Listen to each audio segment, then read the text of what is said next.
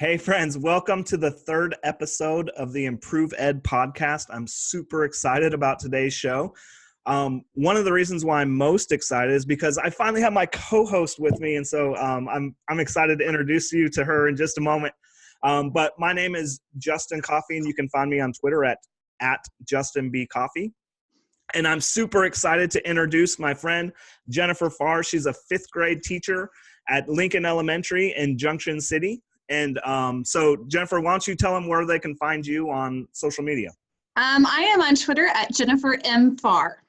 That's my Twitter handle. I'm usually there. That's the easiest place to find me. Perfect. All right. Well, do I get to introduce our guest then? Yes, I'm going to leave it up to you to introduce our outstanding guest tonight. Our guest this week is Smoke. I know that that's not her real full name, but it's Dyane Smokorowski, otherwise known as Smoke. She's the 2013 Kansas Teacher of the Year and serves as an instructional technology coach at Andover Public Schools. She believes in project-based learning, student-centered classroom that helps build skills in communication, planning, research, and implementation of those projects. Her mission is to create active and engaging teacher professional learning opportunities and wants students and teachers to develop a love for innovation, communication, and technology, but also understand how to use that love and passion to advance their own futures as well as the global community. So welcome, Smoke.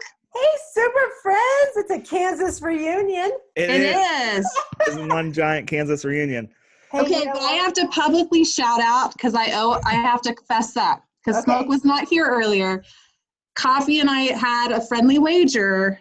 His Red Demons and my Blue Jays played football Friday, and my Blue Jays didn't quite win. So I'm wearing red today in honor of his Red Demons. I love a girl who lives up to her bets. That's well done. That's one half the bet. I still owe the other half later. That's right. That's right. That red looks good. It looks really good on you. But you know what? A friend of mine, if you guys know Eric Crouch, I think you do, from Georgia, he says that Kansas is one of those best kept secrets in education because he says, I don't know what y'all are doing out there, but you're building the Death Star or something. I like a well kept secret though. Yes. I love those hidden gems.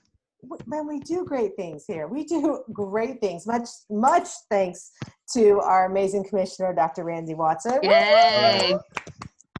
But no, it's just a happy place to be. We teach in a great space. I think it helps because we have good kids too.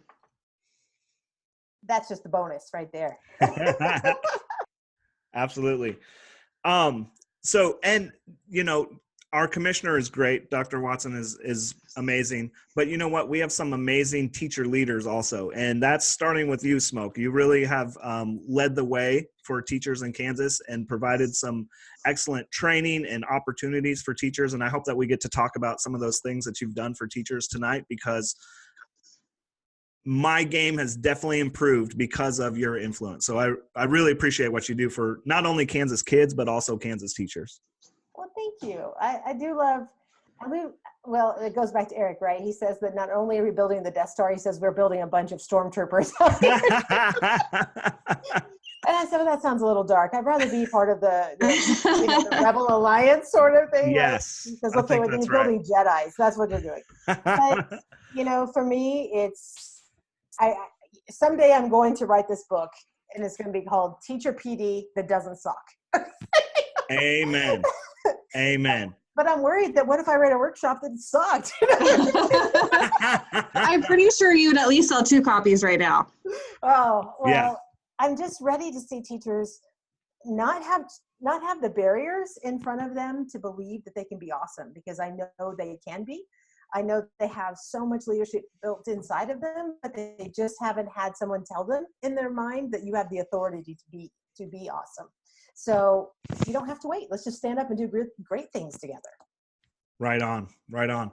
So I want to ask you, what got you into education and kind of has brought you to this point? What brought Smoke into education? Well, this is my 22nd year in education. Isn't that crazy? But I always knew that I would be a teacher. Even when I was 4 years old, I was in preschool, and right when they have nap time, and all that, you could hear Goodness gracious, I'm getting all kinds of pings today. Sorry. When I was hearing these people build the lesson plans for the next day, and then I was forced to be on a cot, I was hot mad. So I was like, that is so much more fun than what we are doing here. So I kind of knew that I would be an educator. I ended up going to college at Ball State University in Indiana for a while. Went to high school in Indiana, and then worked at the Walt Disney Company on the college program in the fall of '92. So it was kind of that final step to know that being in Florida and working for Disney, our job is to make people happy. I mean, that's the whole mission of the Disney Company, make people happy. Mm-hmm. And I found out that while I was working down there, not only did that mission really fall in line with what I believed as a person, but, you know, growing up in a home that was not awesome, I found out that being in a space where I made people happy, I started to heal kind of a broken heart.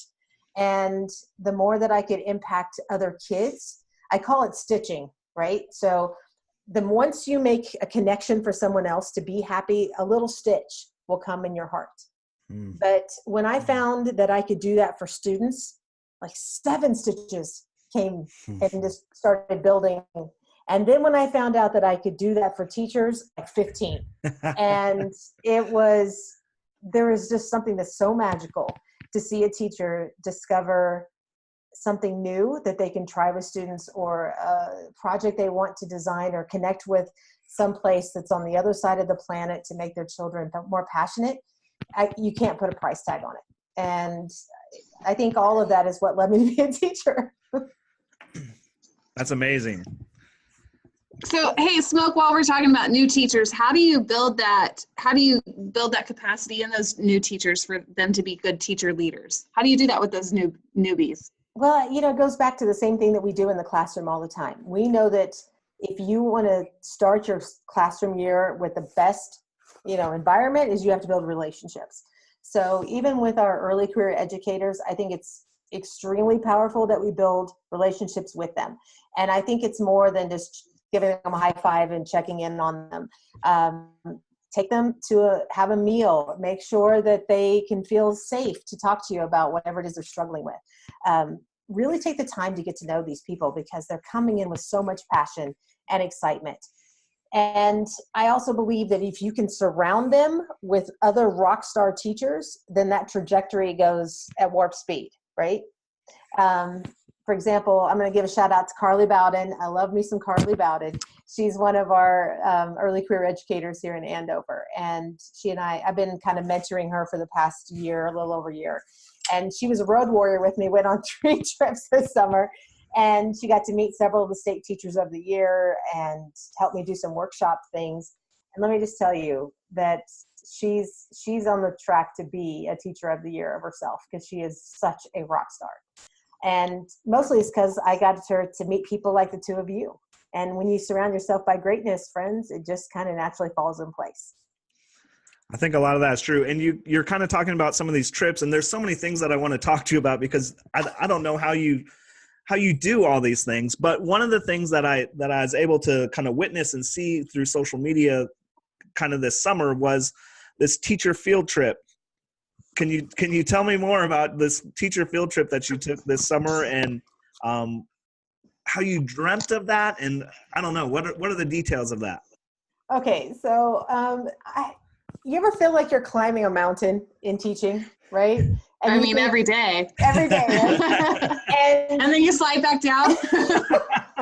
But there were days like that, right? And it just feels like Everest. It's never ending, and you kind of lose your breath. And I will tell you that the teacher field trip kind of not only took us to the summit, but it started taking us over on the other side of the mountain. This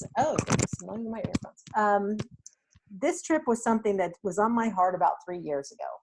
And I thought, you know, as a former Disney cast member, and I take the Disney philosophy, use it in my classroom, you know, all the pieces that we do to build a great experience, I try to build that into professional learning, or if I'm in my classroom with students. And I thought, what if I could go to Disney World with adults? How awesome would that be?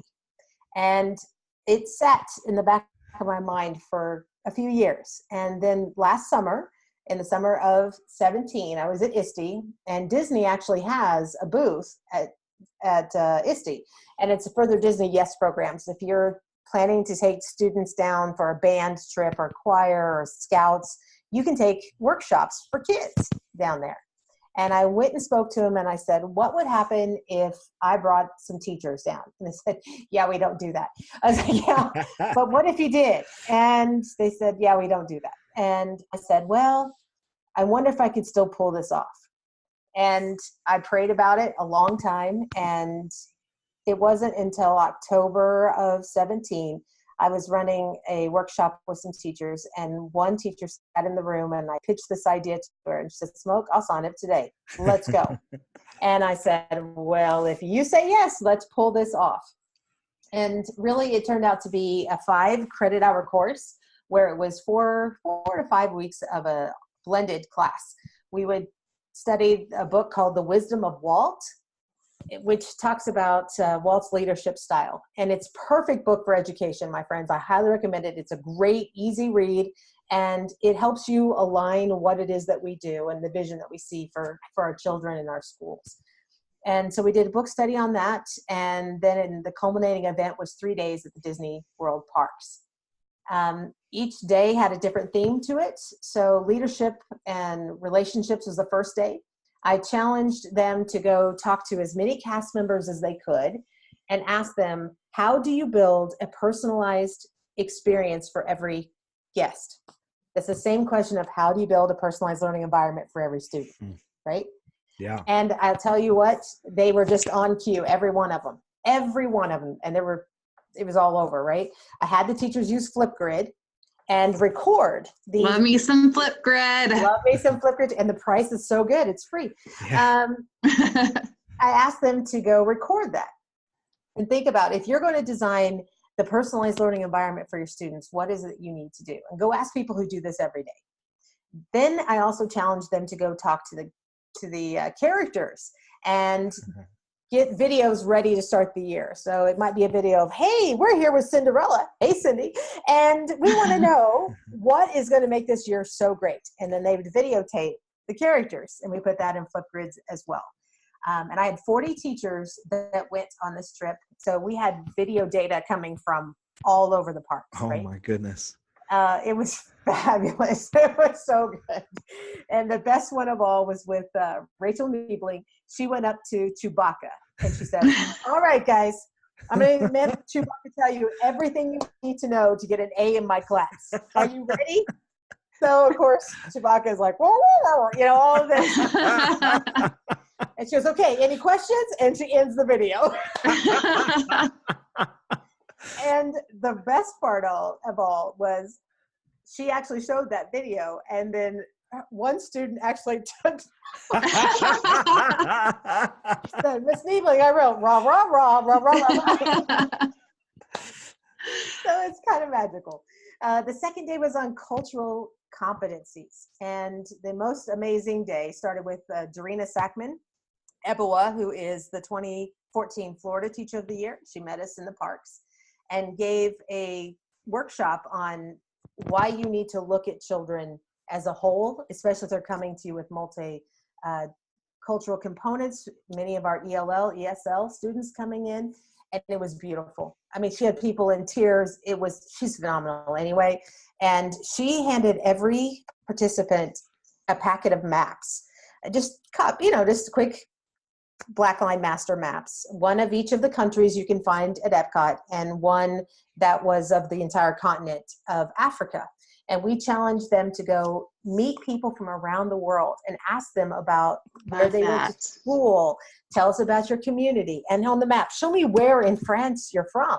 Is that different than where France meals are over here? Because, United States is so many different regions. Yeah. And the continent of Africa is bigger than any other continent, really, next to Asia, right? So it was magical. And then that third day was all on STEAM and dreaming like an Imagineer. How do you design a classroom for every student?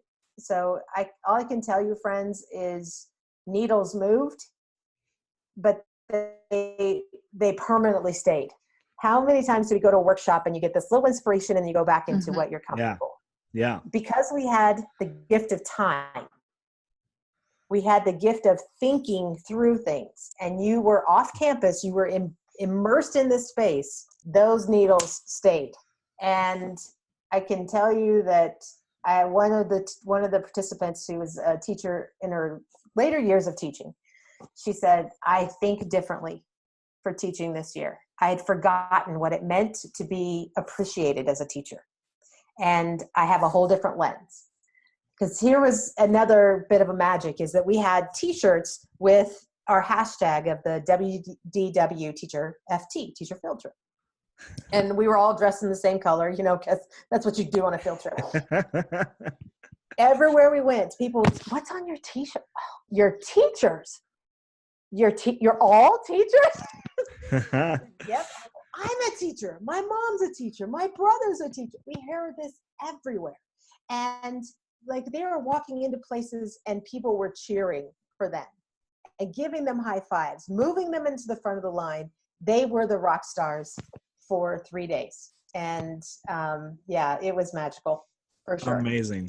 I wish that we could translate that into every teacher could have that opportunity. Like, I think we would see such a passion reignited in our education system if everybody just was able to experience something along those lines. Oh, I totally agree. I think there's something magical about having someone say thank you, but there's something even more magical when you're told what you do is important. And we know that, and we appreciate what you do. Will you continue just giving all of your heart to kids? And like I told you, they said they had a different lens for the year. So have you seen the ripple effect with those teachers in their district this year? Most definitely. We had 17 teachers come from Andover. And wow. You should. You need to interview one of them. That'll be a better story. That is a great idea. Mm-hmm. Well, one of the things actually before you hopped on here, Jennifer and I were just talking about is that whole time component. And you're right. In order to have some change that's lasting and that's meaningful, sometimes you just need some time to think and to, get straight with your thoughts. And so I love the teacher field trip idea, just as you were saying, immersing them in this experience where they have just some time away from the daily grind of life where they can dream. And so that sounds like the most amazing experience. And you're talking about creating PD that doesn't suck. And that's it. Like that, how amazing. Well, and go ahead. The other thing I would say is you don't have to go to Disney World to make that magic happen, right? Mm-hmm. You could go to Miss Polly's dance studio down the street. Yeah. And set up a teacher field trip, and let's talk about math and dance. And are you going to feel silly? Absolutely. Are you going to have a blast? Yes, you will. But you will be there together with a team, a PLC or a small group, and say, let's really think this through. How could we design this? Believe it or not, interpretive dance is a really interesting way for students to demonstrate their understanding for you. I highly recommend you do a Google or at least a YouTube search for mitosis square dance, created by kids. There's a couple of them in there. They're really pretty good. Imagine what your students could do if they had to explain a process or explain parts of a book summary, And this sounds pretty scary, I'm guessing, for a high school math guy. But think about this. How many of our girls are in competitive cheer? Yeah. Exceeding numbers. It would be right in their wheelhouse. Why not go meet children where they are by us learning how to do what they love to do already? You would be surprised. I have YouTube videos of my students dancing in algebra, so it might scare some secondary math teachers, but I'm right there. I am right there. And there's a museum nearby, a historical museum. National Park, if you have one that's fairly close to go to. Take teachers on field trips. We need to be immersed in the learning environments just as much as students do. And if we believe that personalized learning is good for kids, personalized learning is good for teachers. You have to just kind of think about why do we give wonderful experiences in the classroom, but then we go old school with teaching, Mhm. professional learning. These don't align. And so Mhm. it's time to start thinking, let's make teachers' magical spaces happen too. I love What's on your radar for coming up? Do you have any that are on your radar for it? Yeah, I am actually dreaming up a next teacher field trip to San Francisco next summer. Awesome. San No Francisco. details official yet, but they're supposed to be coming soon. I want to make sure everything's lined up before I broadcast it. But yes, you might get to come on another field trip with us. The whole idea will be on the looking of what innovation is. Talk to people who innovate every day. I really want to know what these people do, how they think differently, and how do we design a classroom to support that kind of divergent thinking. Excellent. So we'll see. Excellent. Well, you're talking about redesigning professional development and personalized learning, and Kansas has this big push for redesigning school and redesigning education, and what does it look like? And so I'm interested, what are your thoughts on that? What have you been dreaming up for redesigning the experience for students in Andover? Well, I have to tell you that we are a redesign district this year. So it's been right at the forefront. And I have a couple of thoughts to go with it. What's really the big takeaway for me so far is that I'm seeing teacher leadership shine. Teachers have never had the gift of wanting to design what a school should look like, or how do we want to see experiences different? And if we really believe in collaboration, how do we design that? It's not coming from the top down. How do we make that decision, right? It's difficult. It's challenging. And especially if we've never been given those reins before, how do we get started? So in the redesign process, I'm seeing some terrific teacher leadership shine. And I'm guessing, Jennifer, you've seen a little bit of that in your space too. I'm a redesign junkie. I love it. I can't get enough of it right now. Just the building capacity and just like you were talking about Disney World, the ability to dream, like what we want our schools to look like, what we want our kids to learn. I think it's good for teachers who are kind of stuck in a rut too. Oh, agree. My favorite statement was last year, one of the redesign schools, one of the Mercury schools said, one of the fellows, I am a better teacher in February than I have been in my whole teaching experience, because now I know what research says. I know what innovation looks like for schools, and I just never was open or never had been exposed to it before. So this is opening up a whole new realm of people who can see what we've seen in Twitter for a few years now. It's just like this, let's go to Wizard of Oz, right? We're seeing the man behind the curtain. Mm-hmm. we're seeing some really impressive things happen. So I'm super fan of everything that's happening with the redesign. So that's one of my big takeaways. And the other part of it is I really am enjoying teachers for the first time in a long time stop and collaborate for real. It's been so difficult to do, especially as a middle school teacher. We get to collaborate in that 2-3 minutes passing period. Perhaps if you eat lunch together or you just happen to stop in the restroom at the same time, that's just about all the collaboration time you get. Now they're giving dedicated time to do this. And it's really exciting for them to start building some project-based learning pieces, or they're starting to try to figure out, what does personalized learning mean? Is it differentiation? Not really. Is it individualization? No. Personalized is a whole different gamut of understanding, but it's fun to see them navigate those waters, and that I get to be in the back and cheer them on. That's kind of a great place to be. I think it's kind of fun to watch teachers refine their passions, because we all know that educators love teaching, but just finding their passions beyond the classroom. Like I've seen 2 of our 4th grade teachers, one of them loves to be outside. So they did a whole unit on starting an outdoor classroom. And so that was to watch somebody who has been in education for 20 some years refine a passion of theirs was pretty cool. Outdoor learning is a hot topic right now. If you start to look at outdoor classrooms and do some Google image searches, you're going to see some playgrounds that are being reimagined into more of learning spaces, especially for itty bitties. Like I'm seeing walls with pots and pans, right, to play sounds and things on. And I'm seeing amphitheater kinds of structures being put in, seating outside so that you could take the children outside to read. Now, in Kansas, we have this wind issue. It makes it a little more complicated, but I think that's part of the constraints that you tell students. If they're going to design an outdoor space, how are you going to build wind blocks to go with that? And there's a whole lot of math and project-based learning, and there's just endless possibilities. Yeah. What a great way to get students involved and in something that they have a stake in, right? Something Right. that impacts them. I love it. And think about us, we could even have a teacher professional learning outside. Pick me for that one. I know, sign me up. Provided it's not January. Yes. Or if it is January, we're going to Florida again. Teacher field trip. Let's go. With outdoor learning.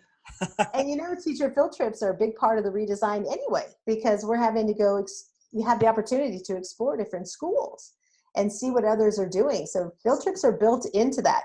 It's been interesting to me that part of the imagination dreaming of what our schools could be for redesign, many of our teachers have said they need teacher field trips to be a regular piece in our learning, which I've said, okay, I like this plan. Let's play.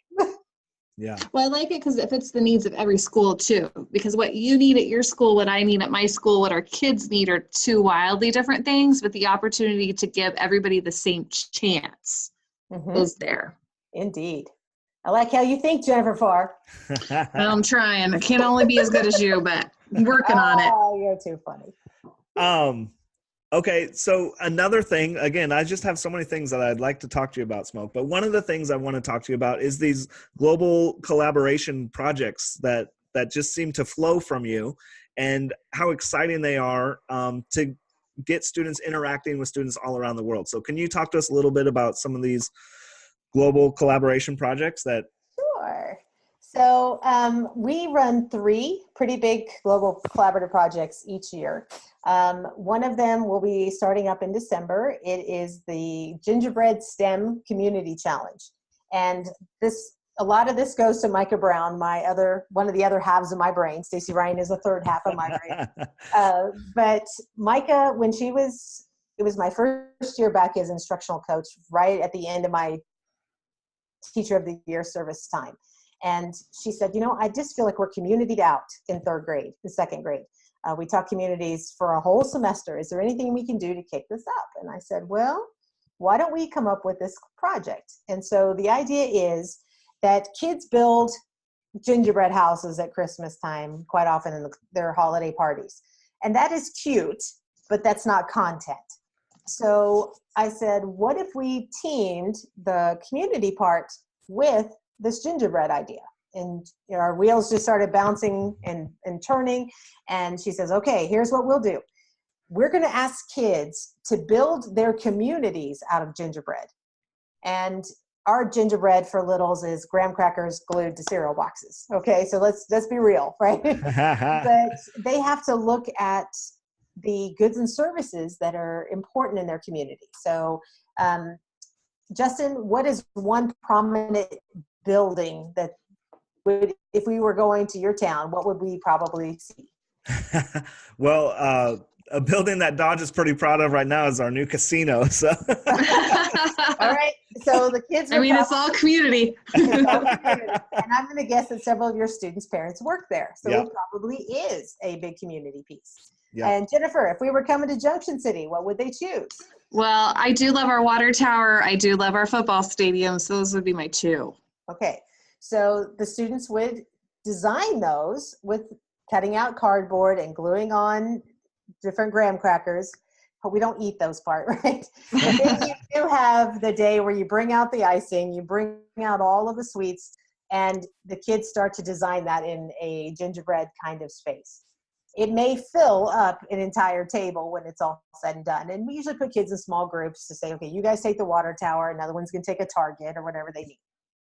I highly recommend you checking out the Target on our website. It's pretty good. Awesome. Red icing dripping down the sides. It's phenomenal. I'm going to say it. Second graders are awesome.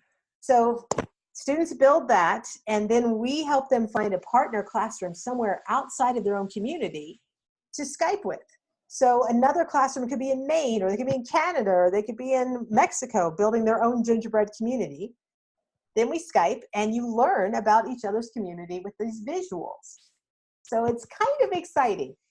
It started out as a little kid project, but it is a pre-K through 12 project. For the upper grades, we challenge them to do more of a makerspace. So do circuitry. Brent Kerr had the students build a 3D model of this historic courthouse that was in his town. I think it was a courthouse. And they 3D designed a cookie mold. And they literally built it out of real gingerbread. Oh my gosh. I'm telling you, there's nothing that guy can't do. Oh, and I guess it fell apart on the first try, and they had to do it again the second time. Very kids put on some magic for sure. So that's one. The second one we do is in February for Virtual Valentines, and that project I did that one. You did that one? I did that one. That was awesome. That one was to encourage teachers to try different tools that they haven't experienced in the past with students. And we're big fans of Bunsey. That's where that one, they're a big sponsor for that one as well. And mostly because we're just a fan of the product. But you can use Flipgrid, it doesn't matter. Use whatever you want. We want you to try something you haven't used with children before.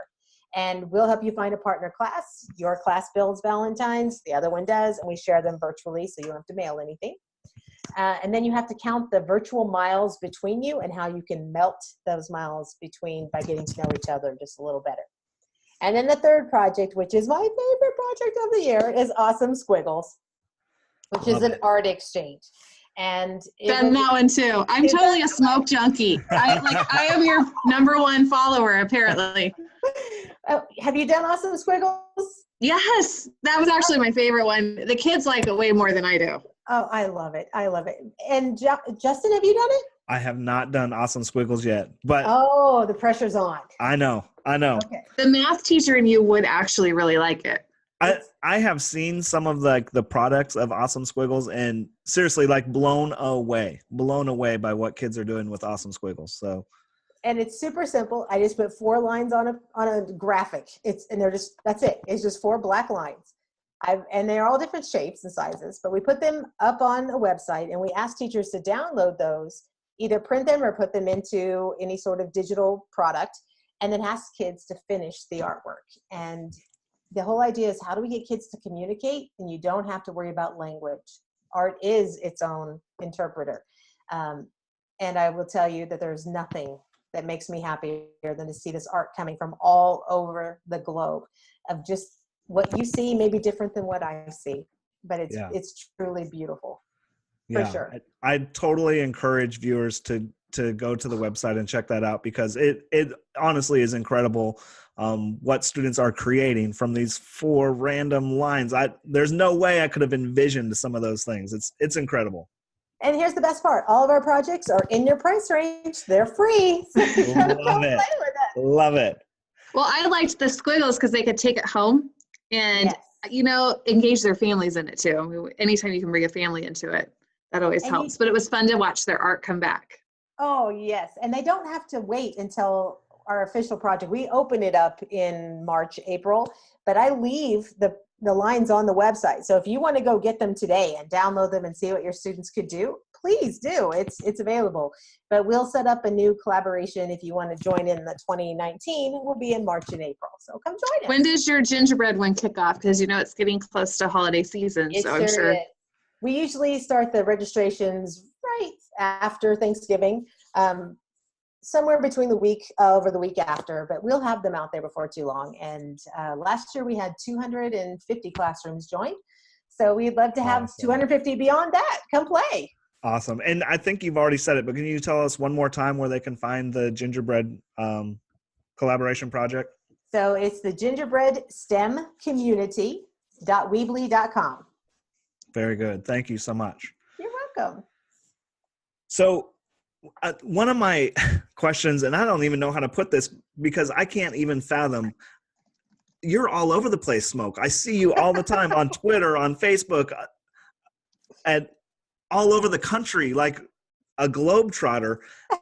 how do you manage your time? Like what's the secret on how you stay sane? How are you able to do it? Oh, that's such a fun question. Here's my thing. When I get to work with teachers, there is such an amazing energy that comes out of that I could just do it all day, all night. And after I do a workshop, or if you saw me at the KSD conference, I was standing on chairs, it's wild. And after it's over, I was like, okay, let's all take a nap for like 10 minutes and then we're going to do this again. I never get tired of working with teachers. Never. And if it does not feel like work to me, it is kind of, I don't know if I call it a mission, a calling. I'm going to say it is, because I never get tired and it doesn't feel like work. I generally do about 12 trips a year, 10 to 12 trips a year. Most of them are in the summer. And the summer is pretty busy. I just wake up and what zip code am I in today? Yeah. So much for that summer off, right? Oh, just like every other teacher, we work in the summer. But that's when teachers can have professional learning. So that's when the time jumps in for me. But, all I can say is that when we get to be in a space, especially if I'm with teachers that I haven't had a chance to work with before, and I can give them just a little nugget of maybe you need to learn this thing on how to search more effectively for your students to find better resources, or maybe you've not thought about connecting with another classroom or with an expert, or you need a way to get kids to giggle in your classroom so that they can have better conversations. One of my favorite things to do in the past year or so is that I'll take an animated GIF and I'll put it up on the screen, and it may be something, or what my favorite one is, surfing Batman. I highly recommend you search for the surfing Batman.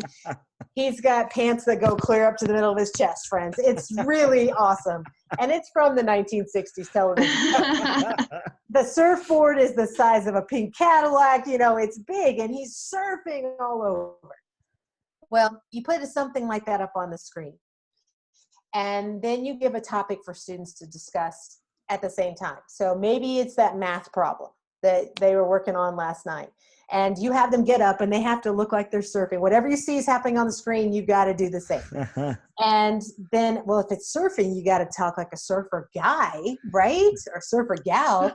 And you're like, dude, number 7 was totally gnarly. Check this out. Did you see it, man? It was like, it was abysmal. I can't even speak in surfer at this hour. I think about it. Everybody's acting a little silly. You're a little bit out of your comfort zone, but you're definitely going to laugh. And think about the conversations that would happen around math, because you've made it just a little bit different. It's still great conversation. Or there's another one that's with Chris Pine from Star Trek. And he just he says, come on. You can just see he's really angry. And so you put that on the screen and you can see that there's passion in this, right? And you say, all right, guys, it's a language arts conversation. Open up chapter 7 in this novel. I want you to argue which is the best simile and the best metaphor on this page, right? And they get a little passionate about it. So much fun. And the conversation doesn't feel awkward because we're all hollering together. Yeah. Yeah. If you can take just those little twists, or maybe a little odd thoughts that I have, I guess, as well, and then stream those into the classroom for kids to connect, you're building community every single time you giggle. What a great way to tear down some walls. Exactly. And if we can give some of those little skills to to teachers, so they can help their children be more comfortable, that's passing the plate on, I guess, so to speak. I love it. Excellent. So if you are a new teacher or an older teacher with some experience and you're just dabbling to get out there, where do they start? Where do they start building those global connections? So I start with 3 questions. When you're building anything for students, because you're a designer, you're like the Imagineer. You have to ask yourself 3 questions. 1, what is it that I need to assess? And maybe we need to have that conversation together. What is it you think I need to assess out of this content? Having students co-create with you is far more powerful, right? Number 2, what experiences do I hope my students have? Not just for this, but what are those long-term thoughts? I always say, I want you to think about remembering this when you're 40, not just for that test on Friday. And third question is, who do we need to talk to? Do you need to talk to somebody who's passionate about something that goes with this unit? Do you need to talk to another classroom to get another perspective? Do you need to talk to a public official? Maybe you need to talk to the guy working at Verizon. Whatever it is, who needs to help students understand that information better? If you think those 3 ways, then you're on your track. That is such a good question and such a great answer. A lot of, the redesign is about connecting students with the community. And so I love anytime you can bring another voice into the classroom. It's so powerful for the kids and for the teacher and for the community member who's sharing. It's just magic when that happens. So I love that you're thinking about that with each experience that you're creating for students. Well, and remember that passion is contagious, right? If you ask a kid today, what do you want to be when you grow up? You're going to hear one of 3 things, especially if you're in the middle school range. I want to be a professional athlete, I want to be a doctor, veterinarian, or I want to be an engineer. Those are the 3 things that I hear all the time. Well, you and I both know that there are dozens of kinds of engineers out there, dozens and dozens of different jobs in this field. But they're translating that they want to be rich. That's really what they're translating. So if I can get them to talk to somebody, like I said, at the Verizon store, or if I can find somebody who builds video games, maybe I could reach out to the people who make Fortnite and see if they would Skype in and talk to my students. These are all engineers, minus the Verizon guy, but if he builds phones, he is one. And say, okay, now tell me why you love your job. And if you can have that question ready, with a phone ready at the same time, you can snap a photo of that passion face. Build a wall of passion faces. And so when you start to see students who aren't quite sure what they want to really do or what they're passionate about, you hold those faces on the wall. And you say to them, when you get a face like that, I know you've found something that you're passionate about. That's what it looks like. And it is contagious. Amazing. What about, are there any books that you're reading right now or blogs that you're into? What are you doing for your own professional learning? Well, I just finished What School Could Be by Ted Dintersmith, and I have a book study going on with some teachers in Andover on that one right now. And the new school rules, that's one that Tammy Mitchell shared. I have it. I haven't opened it up yet, but I have that one. And Everybody Always. If you haven't seen this book by Bob Goff, it is a book that is a faith-based book about you just need to love everybody. And I think we all need to have that remembrance, especially when you hear things in the world today. I can stress about things that happen in political offices. I could stress about things that are happening far away, but I really need to think about how I treat the person across the table for me. That's where you're going to see world change. And I highly recommend that book. That is great. Jennifer, do you have any last questions or comments for our friend? Well, I think as I'm thinking, I just get a million ideas as I start. Every time I listen to Smoke, I'm inspired. Always have something, the next thing I'm going to go do. What's one thing you want everybody to implement in their classroom tomorrow? What's one thing they could take away from this? Tomorrow's Monday. What am I going to do Monday morning? Okay, tomorrow what I want you to do is I want you to consider who can your students talk to. If you are in the 1st or 5th grade classrooms, you can check out Empatico, EMPATICO.org. This is a free opportunity that will link your class with another class at least 300 miles away. They do the matching for you. You don't have to figure out who do I need. It does all that for you. And get students to talk to somebody else. If you are in the upper grades, you can do a mystery Skype. Skype-a-thon is coming up in December. There are free virtual field trips. There's just an endless possibility to have your students learn that their curiosities can be answered. And it can be answered by somebody who's passionate. There is somebody out there, my friends, who's passionate about Post-its. There is somebody out there that is passionate about cell phones.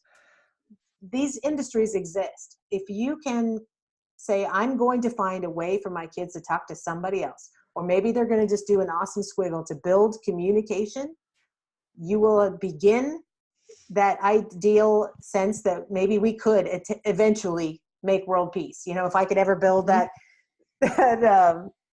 Miss America kind of thing, right? It's not going to happen with adults. But if we can teach children that other children who don't look like them, don't sound like them, don't speak the same language, don't come from the same community, are pretty similar to who you are, maybe they will think things differently when they get big. So that's my challenge to you. Love it. That is great advice. Mrs. Smoke, thank you so much for coming on. If our viewers want to connect with you on social media, how can they find you? You can find me at MRS_Smoke. You want to make sure that underscore is in there because that other Mrs. Smoke, not the same. So she's not me. So you want to be able to find me under the underscore, but you can reach out to me at any time. I'm excited to connect with you and see what magic you and your students do.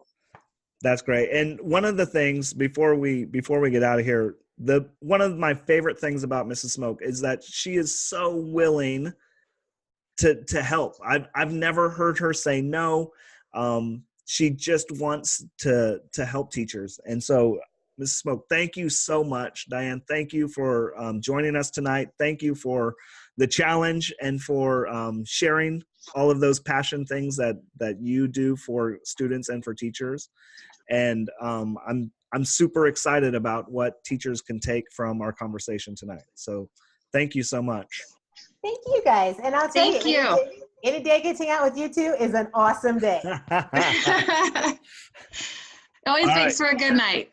All right. Good night. Thank you so much. Good night. Yeah.